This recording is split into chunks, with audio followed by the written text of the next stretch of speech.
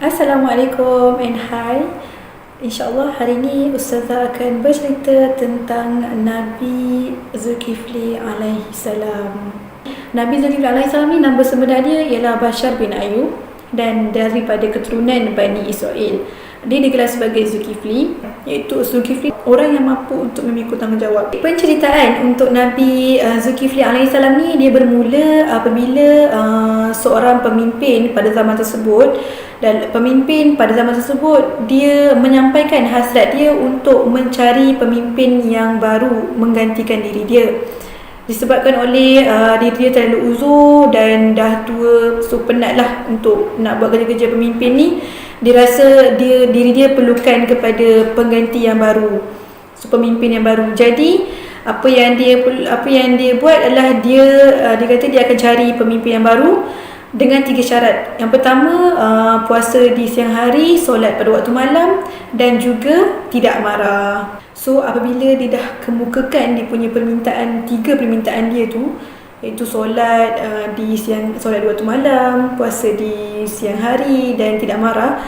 So dia bertanya siapa yang mampu untuk buat ketiga-tiga tersebut. Kalau yang mampu tu angkat tangan ataupun bangkit dan cakap aku mampu ke macam mana. So dalam waktu tu semua penduduk kampung dia tu tak ada seorang pun yang bangun, disebabkan oleh tak berani untuk memikul tanggungjawab tersebut. Tetapi pada masa tersebut tiba-tiba ada seorang lelaki bangkit dan dia kata aku. Dia kata aku.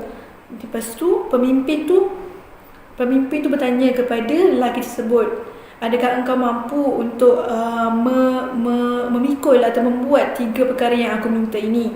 Dan lelaki tersebut pun cakap, ya aku mampu dan aku boleh buat. So berita Nabi Zulkifli ni menjadi seorang pemimpin sampai kepada Iblis laknatullah. So Iblis ni macam yang kita tahu, dia tak suka dengan berita ini. Jadi dia bertanya kepada iblis-iblis yang lain, siapa yang mampu untuk menggoda Nabi Zulkifli alaihissalam. Tetapi malang semua iblis lain tak nak.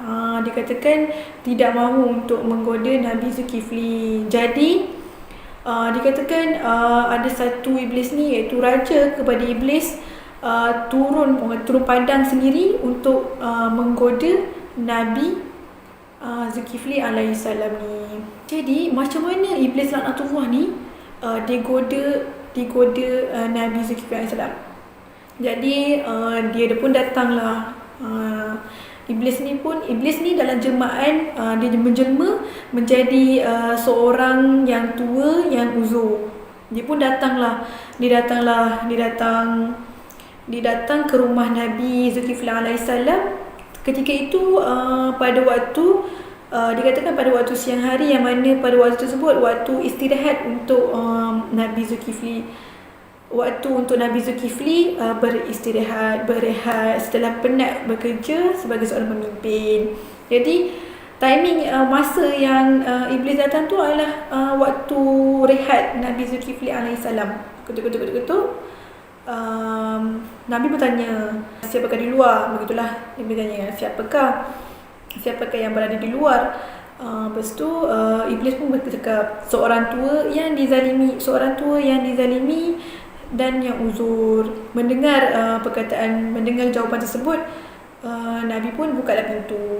Tak jadilah dia nak berehat. So bila Nabi dah dengar jawapan daripada orang yang mengetuk pintu tu, Nabi pun buka pintu dan menjemputlah orang tua tu masuk. Bila dia masuk, iblis pun mula dengan perancangan dia, iaitu dia pun berceritalah berkaitan dengan dia dizalimi dan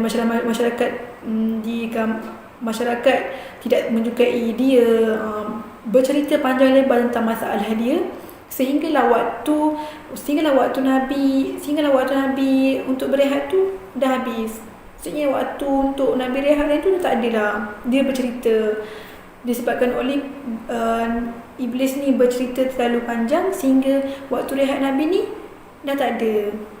Jadi Nabi pun cakaplah dekat iblis, tidak mengapa, masalah ini akan diselesaikan, tapi datanglah pada waktu malam. Maksudnya malam ni datang kita selesaikan masalah pakcik, macam itulah. And then bila waktu malam, Nabi tunggu so pakcik tua tu, tapi pakcik tua tu tak datang-datang. Bila tak datang tu, so keesokan harinya iblis tu datang pula ke rumah Nabi pada waktu yang sama, iaitu waktu Nabi ingin beristirahat. Datang, ketuk pintu dan berkata, seorang tua yang dizalimi dan uzur. Mendengar perkataan tersebut, Nabi pun buka pintu sebab orang semalam kan, orang yang kemarin datang, pakcik yang kemarin datang. So bila buka pintu, Nabi bertanya, kenapa tak datang semalam? Tapi pakcik tua tu tak menjawab. Dan dia bercerita pula tentang masalah dia. Perkara yang sama dibuat, bercerita tentang penduduk yang menzalimi dia. Sehinggalah habis waktu Nabi istirahat. Kemudian Nabi pun berkata perkara yang sama, iaitu datang pada waktu malam untuk kita selesaikan masalah pakcik tersebut. Jadi pulanglah si iblis ni. Jadi iblis pulang dan Nabi tidak sempat untuk beristirahat. Kemudian keesokan harinya, Nabi dikatakan Nabi Zulkifli berkata kepada ahli keluarganya, jika sesiapa yang datang, ada pakcik yang uzur dan dizalimi datang, jangan benarkan dia untuk masuk. Sebabnya Nabi ingin beristirahat pada waktu tersebut, kerana Nabi sangat-sangat penat, tidak ada masa untuk beristirahat. Sebabnya waktu istirahat Nabi tu hanya pada waktu tu je. Sebab pagi dia dah buat kerja-kerja untuk sebagai pemimpin, sedangkan dia dah masih ingat lagi 3 permintaan tu, puasa kan. Nabi pagi menyelesaikan masalah-masalah dengan penduduk. Lepas tu masalah-masalah dengan penduduk, dan ketika itu dia berpuasa. Dan malam hari pula dia solat pada waktu malam. Jadi hanya pada waktu tu saja, pada waktu tengah hari tu saja dikatakan waktu istirahat Nabi. Jadi pada hari ketiga, dah waktu istirahat Nabi pada hari pertama dan hari kedua tu waktu istirahat Nabi pada hari pertama dan kedua tu dah didatangi oleh iblis laknatullah tersebut. So Nabi tak ada masa untuk beristirahat. Jadi hari ketiga tu memang Nabi dah sangat penat, dan dia pun berkata kepada keluarganya, jika ada seorang pakcik tua yang dizalimi datang, maka jangan benarkan dia untuk masuk, kerana aku ingin beristirahat. Nabi kata macam tu. So family dia pun akurlah dengan permintaan Nabi. So datanglah pula si iblis laknatullah ni dalam jemaah pakcik tua tu. Dia datang, dia ketuk pintu. Dia kata, dia keluarga tanyalah siapa. Dia pun jawablah, aku adalah seorang yang tua yang dizalimi. Kemudian mendengar jawapan tersebut, ahli keluarga Nabi pun tak memberi dia masuk lah, tak bagi dia masuk, sebab dah ingat apa pesan Nabi. Dia katalah, maaf, Nabi tidak memberimu untuk masuk. Minta maaf lah, dia minta maaf. Dan iblis ni tak berjaya untuk masuk. Tapi iblis ni ada banyak cara. Dia banyak cara kalau dalam nak goda manusia ni, memang banyak akal kata kan. So dia fikir cara. Last kali dia nampak ada satu lubang angin dekat rumah Nabi Zulkifli tu ada lubang.